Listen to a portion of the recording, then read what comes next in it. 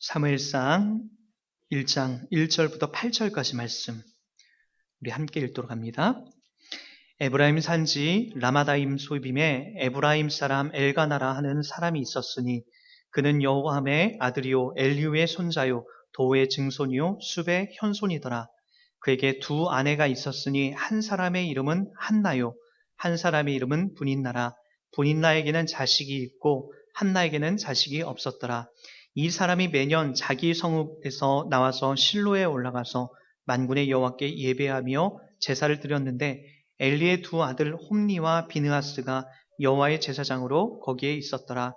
엘가나가 제사를 드린 날에 제물의 분깃을 그의 아내 브린나와 그의 모든 자녀에게 주고 한나에게는 갑절을 주니 이는 그를 사랑함이라. 그러나 여호와께서 그에게 임신하지 못하게 하시니 여호와께서 그에게 임신하지 못하시게 하므로 그의 적수인 브린나가 그를 심히 격분하게 하여 괴롭게 하더라. 매년 한나가 여호와의 집에 올라갈 때마다 남편이 그같이 하매 브린나가 그를 격분시키므로 그가 울고 먹지 아니하니 그의 남편 엘가나가 그에게 이르되 한나여 어찌하여 울며 어찌하여 먹지 아니하며 어찌하여 그대의 마음이 슬프냐 내가 그대에게 10 아들보다 낫지 아니하냐 하니라. 아멘. 사무엘상 1장에 보니까 엘가나가 등장을 합니다. 엘가나에 의해서 누가 등장하기 위해서 하는 거냐면은 바로 여기 보니까 한나와 분인나 이야기를 나옵니다. 엘가나에게 바로 여자 2명이 아내가 있었는데 바로 분인나와 한나라고 얘기합니다. 아마 한나가 본처였을 거예요. 한나가 본처였을 거고 한나가 본처였지만 아기를 갖지 못하니까 누구를? 분인나를 아마 첩으로서 두 번째 부인으로서 맞아들였던 거죠. 그러고 나서 분인나에게는 자식이 쑥떡쑥떡 2명씩이나 이렇게 잘 낳고요. 여러 가지 이제 자식을 잘 낳고 한나에게는 자식을 못 낳습니다. 그것이 한나가 뭘 잘못했기 때문에 그런 것이 아니라 보십시오. 5절과 6절을 보세요. 어떤 분에 의해서 이것이 진행이 된지를 보시라고요. 5절, 6절 다 같이 읽어볼게요. 시작. 한나에게는 갑절을 주니 이는 그를 사랑함이라. 그러나 여호와께서 그에게 임신하지 못하게 하시니 여호와께서 그에게 임신하지 못하게 하심으로 그의 적수인 분인나가 그를 심히 격분하게 하여 괴롭게 하더라 라는 이야기로 나갑니다. 누가 임신하지 못하게 했다라고요? 하나님께서 이 한나에게 임신하지 못하게끔 그렇게 붙잡고 있었다라는 거예요. 우리 식대로 요즘에는 여러 가지 환경 오염이 있고 그리고 여러 가지 그 노산에서 결혼을 늦게 해서 아기를 못 갖는 경우가 되게 많아요. 근데 이 당시에는 이제 그런 상황이 아니잖아요. 보편적으로 모든 여자들은 다 아기를 가질 수 있고 지금처럼 불임이나 이런 것이 많이 없겠지만 어쨌든 한나에게는 아기를 못 갖는 이유가 그의 신체적인 결함 때문도 아니고 그가 뭘 잘못했기 때문에 그런 것이 아니라 하나님께서 누구를 이 한나에게 임신하지 못하게끔 그의 몸을 붙잡고 있었다라는 거예요. 자, 그러나 결국에는 우리가 이제 1장을 이제 열자마자 조금 더 넘어가 보면은 결국에는 한나를 통해서 사무엘이 출생하는 이야기를 우리가 이제 다음 주에 가면은 이제 그 그림들이 이제 보여질 겁니다. 이 이야기를 보면서 여러분 모든 그림 속에서는 모든 역사 속에서는 누구의 손길이 미치고 있냐는 걸 보셔야 되냐면은 하나님께서 모든 역사의 손길에 지금 미치고 있고 더욱이 성경을 하나님이 만들어 가시면서 하나님의 이야기를 만들어 가면서 더더욱 모든 손길마다 바로 하나님께서 바로 돌보시고 지키시고 하나님께서 시기적절하게 그것을 끊고 맺고 가라고 멈추라고 하는 것에 주인이라는 것을 더더욱 부각시키는 그림입니다. 한나가 뭘 잘못했기 때문에 그런 것이 아니라 하나님의 손길에 그가 있었다는 것을 이야기하는 겁니다. 반면에 여기에 등장하는 분인나는 어떤 존재이간요? 분인나는 보십시오. 자기에게 2 자식이 있었으므로 자기가 한나보다 자식이 있다는 이유로 누구를 공격하죠? 한나를 공격하고 또 한나에게 심히 격분하게 했다라고 하는 그런 표현으로 등장을 합니다. 간혹 우리가 신앙생활을 하다 보면은 우리에게 이렇게 태클을 건다라고 해야 될까요? 그런 분들이 참 많아요. 그러니까 왜 하나님이 저런 사람들을 우리 모임 속에 또는 왜 생각지도 못하는 저런 일들이 나에게 벌어지는지, 내가 하나님을 잘 믿고 가면은, 하나님을 신뢰하고 가면은 이게 뭔가 순탄하게 펼쳐져야 되는데 대부분의 신앙인들은 그렇게 만들어지지 않아요. 누군가가 날 일부러 걸어도 어떻게 이렇게 심하게 나를 거는지 우리가 늘 헷갈리고 답답할 때가 많죠. 여러분, 한나는 하나님을 사랑하고 또 하나님 앞에 기도하고 또 하나님 앞에 그의 모든 마음을 쏟아내는 사람이에요. 더욱이 1장 9절부터 시작돼서 한나가 하나님 앞에 더 억울한 마음으로 그를 호소하고 기도하는 모습을 볼 수가 있어요. 그럼에도 불구하고 그의 삶에서는 억울한 일, 답답한 일들이 그의 평생에 점철되고 있다는 것을 볼 수가 있습니다.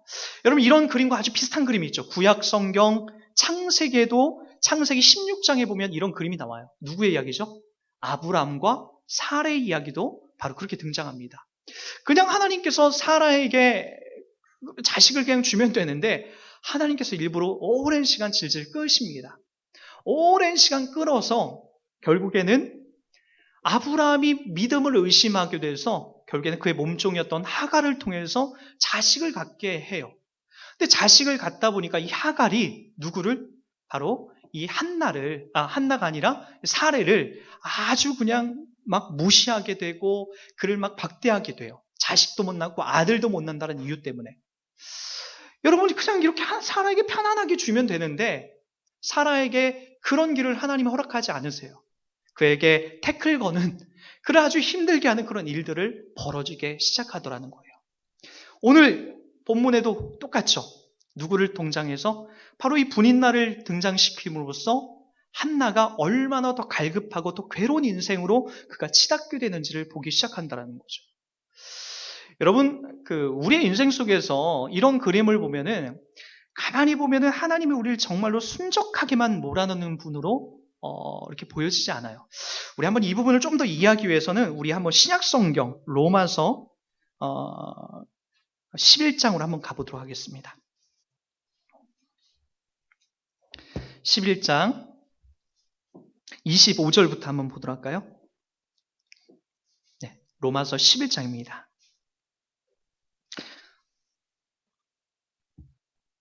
로마서 11장 25절부터 제가 읽어드립니다. 형제들아, 너희가 스스로 지혜있다 하면서 이 신비를 너희가 모르기를 내가 원하지 아니하노니, 이 신비는 이방인의 충만한 수가 들어오기까지 이스라엘의 덜어는 우둔하게 된 것이라. 그리하여 온 이스라엘이 구원을 받으리라 기록된 바, 구원자가 시온에서 오사 야곱에게 경건하지 않는 것을 돌이키시겠고, 내가 그들의 죄를 없이 할 때에 그들에게 이루어질 내 언약이 이것이라 함과 같으니라. 28절, 복음으로 하면 그들이 너희로 말미암아 원수된 자요, 택하심으로 하면 조상들로 말미암아 사랑을 입은 자라. 하나님의 은사와 부르심에는 후회하심이 없느니라. 너희가 전에는 하나님께 순종하지 아니하였더니 이스라엘이 순종하지 아니함으로 이제 긍휼을 입었는지라. 이와 같이 이 사람들이 순종하지 아니하니 이는 너희에게 베푸시는 긍휼로 이제 그들도 긍휼을 얻게 하려 하심이라. 하나님이 모든 사람을 순종하지 아니하는 가운데 가둬두심은 모든 사람에게 긍휼을 베풀려 하심이로다. 여러분, 이 부분은 바로 이스라엘에 대한 이야기를 하는 겁니다. 지금 사도 바울은 로마인들에게 바로 이 편지를 써 보내면서 무슨 이야기를 하고 있냐면은, 복음으로 따지면 이스라엘 사람들이 너희를 원수처럼 여긴다. 유대인들이 너희를 원수처럼 여긴다. 이방인은 구원을 못 얻기 때문에. 그러나 이스라엘 사람들이 순종하지 아니함으로써 이 복음이 어디로 갔다? 바로 이방인에게 흘러 들어갔다. 근데 결국에는 우리가 이제 26절부터 28절까지가 그 이야기를 하는 건데, 이스라엘인 너희들도 결국에는 어떻게 된다는 거예요? 하나님께서 그들에게 또 은혜를 허락하실 것이다. 자, 이게 왜 중요하냐면 잘 보십시오, 여러분. 이스라엘 백성들은 하나님 앞에 이렇게 순종하지 않았어요. 하나님 앞에 순종해서 그 복음이 이방인에게 차곡차곡 잘 이렇게 넘어간 것이 아니라 이스라엘 백성들은 하나님 앞에 순종하지 않았어요. 그럼에도 하나님께서 이 복음을 순종하지 않았음에도 불구하고 이방인들에게 그것을 퍼치게 하시고 허락하신다라는 거예요. 그러면 이스라엘은 이제 어떻게 되는 겁니까? 멸망하는 겁니까? 아니요, 그렇지 않죠. 유대인들이 받지 않았던 그 복음을 이방인에게 퍼치고 결국에는 어떻게 되는 거예요? 이스라엘도 나중에 어떻게 된다는 거예요? 예수 그리스도로 인해서 이 복음과 은혜를 받을 것이다 라는 이야기를 지금 하고 있는 거죠. 자, 우리가 하나님을 이해한다는 것은 이처럼 어렵습니다.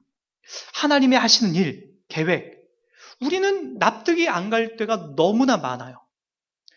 왜 하나님께서 한나에게 사무엘을 자연스럽게 낳게 하면 되지, 왜 분인날을 등장시켜서 왜 한나의 인생을 더 드라마틱하게 만들어 가시는가? 여러분, 그것은 우리들 가운데 늘 헷갈리는 내용이에요. 이스라엘의 복음이 잘 순종이 돼서 자연스럽게 그 복음이 이방인에게 넘쳐서 흘러가면 얼마나 좋겠습니까? 그러나 그렇게 흘러가지 않아요. 그들이 하나님을 저주하고 보내신 예수를 부인하고 안 믿음으로써 그 복음이 이방인에게 넘어가고, 그런 전혀 우리가 생각하지 못할 그런 방법들로 흘러가기 시작하더라는 거예요. 왜 그럴까요? 여러분, 우리가 하나님을 이해한다는 것은 어렵죠. 여기도 보니까 33절을 보세요. 33절에 보면 이렇게 얘기합니다. 깊도다 하나님의 지혜와 지식의 풍성함이요 그의 판단은 헤아리지 못할 것이며 그의 길은 찾지 못할 것이로다. 누가 주의 마음을 알았느냐? 누가 그의 모사가 되겠느냐? 누가 주께 먼저 들여서 갚으심을 받겠느냐? 이는 만물이 주에게서 나오고 주로 말미암고 주에게로 돌아감이라. 그에게 영광이 세세에 있을지어다. 아멘. 여러분, 이 부분을 잘 이해하려면 왜 하나님께서 그렇게 불순종하고 드라마틱한 일들을 우리들 가운데 이렇게 허락하실까요? 여러분, 우리가 기독교에서 가장 많이 듣는 이야기가 어떤 이야기죠? 복음, 은혜, 그리고 완전하신 사랑, 이런 얘기를 들어요. 우리가 다른 거 다 이렇게 까먹더라도 기독교에서 듣는 여러분, 은혜라는 단어를 한번 떠올려 보십시오. 은혜. 은혜라는 것은 여러분, 내가 잘했기 때문에 받아내는 것이 아닙니다. 맞죠? 여러분, 내가 조금이라도 잘한 게 있으면 여러분, 우리는 은혜에 대한 그걸 받을 만한 자격이 있으면 그것은 은혜라고 할 수 없는 거예요. 은혜라는 것은 아무런 받을 자격이 없는 사람들에게 주는 거예요. 구원도 마찬가지죠. 구원도 받을 자격이 조금도 없는 사람에게 허락하시는 것이 구원이지, 받을 자격이 있는 사람에게 그것을 주는 것은 구원이라고 하지 않습니다. 은혜라고 하지 않습니다. 가만히 보니까 우리가 그런 존재들이 아닙니까? 아무런 받을 만한 자격이 없는 거예요. 왜 한나에게 이런 드라마틱한 일들로 만들어갔을까요? 그에게 일이 순탄하게 진행되면 어떻게 되겠냐? 하나님을 의지하지 않죠. 하나님의 은혜라고 하기보다는 내가 가문이 잘났고, 또 내가 나의 형편이 잘났고, 또 내가 하나님을 잘 믿었기 때문에 이렇게 줬다라고 생각할 경향성들이 많죠. 이스라엘도 마찬가지죠. 그들이 잘해서 너무나 흥왕해서 잘했다라고 하면은 그들은 우리가 잘했기 때문에 받아 누린다라고 그런 착각과 교만에 빠졌을 거란 말이죠. 그러나 그들은 절대로 순종하거나 보내신 예수를 믿지 않습니다. 그리고 그들은 어떤 자리로 흘러가죠? 그 예수를 십자가에 못 박혀 죽이는 일들로 그들은 그렇게 점철되고 맙니다. 여러분, 우리가 받아 누리는 은혜가 여러분, 이렇게 내가 뭔가 한 것이 없고 잘못만 만들어낸 가운데서 받은 것이기 때문에 귀하고 가치 있고 복되고 은혜로운 거죠.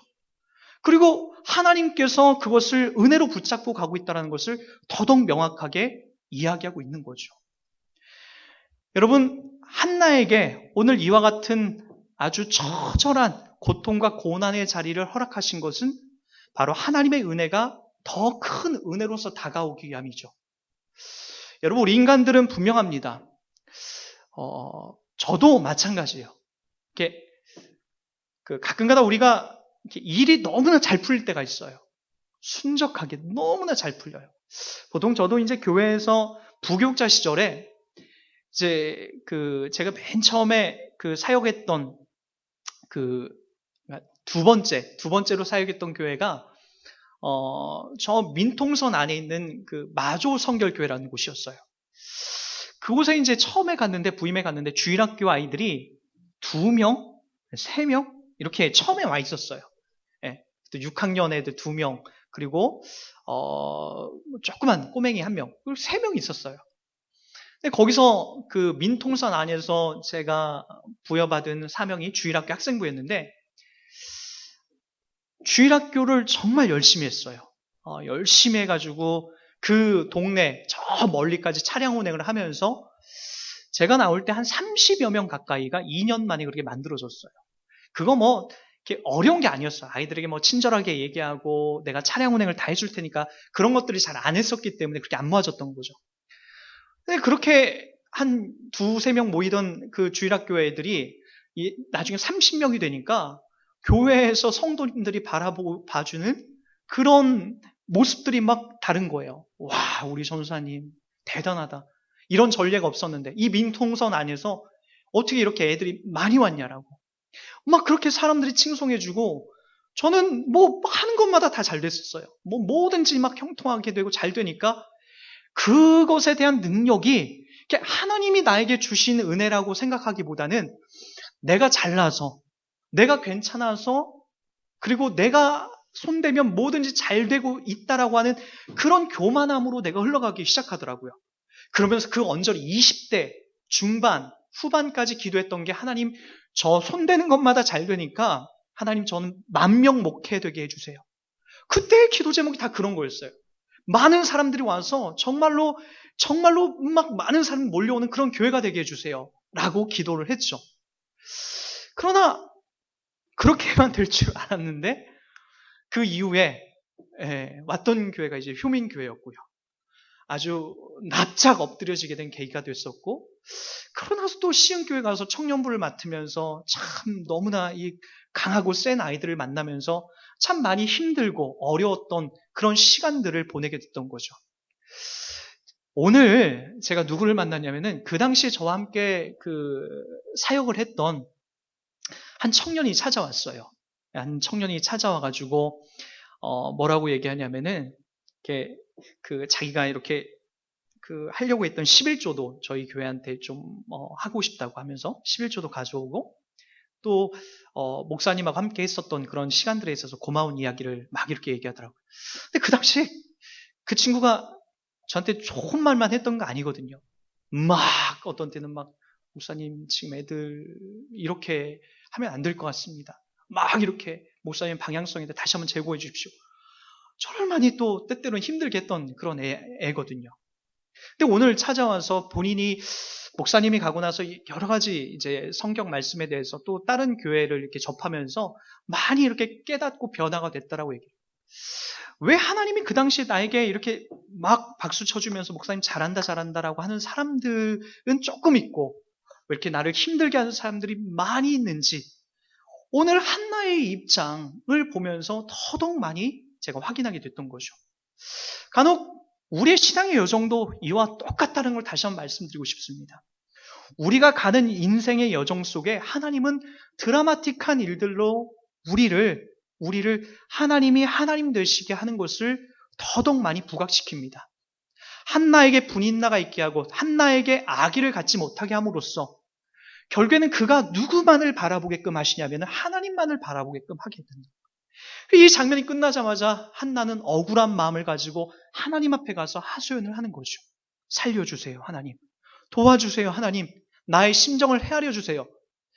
여러분, 우리의 인생 속에 다 그런 것들로 하나님 만들어 가십니다. 다 잘 되는 것 같고 다 내가 하는 것마다 훌륭한 일들로 만들어질 것 같지만 절대로 그렇게 안 가요. 울어야 될 때가 더 많고 고통당해야 될 때가 더 많아요. 제가 읽은 책 중에 가장 제가 드라마틱하고 은혜롭게 받았던 그 책이 제럴드 시처가 쓴 하나님의 뜻이라는 그런 거예요. 하나님 앞에서 울다. 뭐 2편을 계속해서 만들었는데 그 이야기를 들어보면 그런 내용이에요. 이분이 그 자기 자녀들이 이제 4명이 있었고 그리고 자기 부인과 자기 어머니와 함께 이분이 신학교에서 신학을 가리키는 목사님이고 또 교수님이셨어요. 어느 인디안 마을에 어느 그 집회를 갔다 왔는지 어느 모임을 갔다 왔는지 모르겠어요. 거기 갔다 오던 길에 그만 중앙선을 넘어서 그 차에게 목사님이 가는 차와 부딪혀서 대형 사고가 나고 말아요. 그 사고 현장에서 자기의 두 자녀가 죽고 자기의 아내가 죽어요. 그리고 자기의 엄마가 죽습니다. 그렇게 완전히 그 자리에서 다 처절하게 아주 쓴맛을 맛보게 됩니다. 더군다나 그 차는 어떤 차였냐면은 음주 운전을 하고 중앙선을 침범해서 자기한테 그냥 박아버리고 그게 끝나고 말아요. 왜 책 제목이 하나님의 뜻, 그리고 그 다음에 나온 하나님 앞에서 울다라는 이 책이 나왔는지를 저는 그 책을 읽으면서 처절하게 알겠더라고요. 간혹 우리가 살아가는 인생의 여정 속에서 이러한 일들이 믿는 사람들에게도 있게 되는 거죠. 한나가 울었던 자리, 그리고 제럴드 시처라는 이 목사님, 이 교수님이 울어야 되는 그런 자리가 있는 거예요. 가만히 보니까 우리들의 자리도 그렇게 흘러가요. 울어야 되고 괴로워야 되고 그리고 더 힘들고 낙담하면서 우리가 좌절하면서 살아야 되는 그 인생의 시간들이 더 많다라는 거예요. 결국에는 이 제럴드 시처 목사님이, 이 교수님이 결국에는 어떻게 그것을 극복하냐면은 하나님께서 기도해서 새로운 힘으로 막 얻어서 극복하는 게 아니에요. 좌절하고 우울감에 매일매일 그렇게 낙담하는 시간을 보내다가 결국엔 자기 곁에 있는 그 두 아들, 두 자녀, 남아있는 그 두 자녀를 바라보면서 그들을 바라보면서 다시 부여잡고 일어나기 시작하죠. 그리고 나서 시간이 흘러 다시 원궤도로 돌아와서 바로 하나님의 뜻과 하나님 앞에서 울다라는 이런 책들을 담아내면서 여전히 하나님의 뜻과 계획 앞에 퀘스천 마크도 던지면서 그 뜻 앞에 순종해 나가기를 싸워나가고 있는 인생으로서 지금도 그렇게 살아가고 있습니다. 우리는 잘 모릅니다. 깊도다 하나님의 지혜와 지식의 풍성하며 그의 판단은 헤아리지 못할 것이며 그의 길을 찾지 못할 것이로다. 누가 주의 마음을 알았느냐? 누가 그의 모사가 되었느냐? 우리가 어찌 하나님의 그 큰 계획과 그 뜻 앞에 우리가 다 안다라고 할 수 있겠습니까? 그러나 여러분, 하나님의 뜻 앞에 그리고 하나님의 깊은 판단 앞에 우리는 반드시 간에 포함되어 있습니다.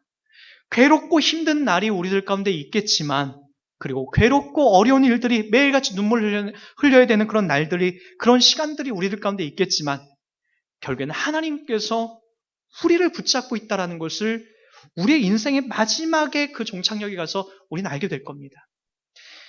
그리고 우리가 한 가지 더 확인해야 될 것이 있습니다.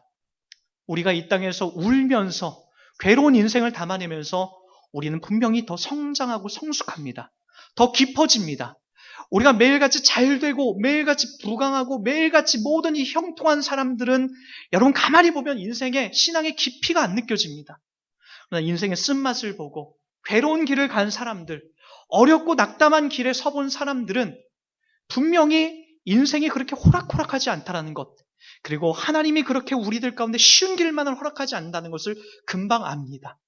그리고 이 땅 가운데 괴롭고 힘든 길을 가는 그 사람들을 위로할 마음을 갖게 되고, 그 위로할 마음을 가짐으로써 하나님이 누구시고 우리들 가운데 어떤 일을 하시고 계신지를 더더욱 헤아릴 수 있게 되는 거죠.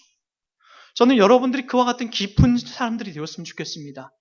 왜 하나님 나에게 이런 일들을 주셨냐고 따지고 울고불고 하기보다는 나에게 주신 이 길을 기꺼이 허락하시면서 하나님의 역사 속에, 역사의 한 자락에 내가 쓰임받고 있다는 것에 대해서 감사하시고, 그 역사 속에서 하나님이 나를 붙들러 가고 있다는 것에 대해서 감사하시면서 여러분 오늘을 힘있게 살아가는 여러분 우리의 인생이 되었으면 좋겠습니다. 함께 우리 기도하도록 하겠습니다.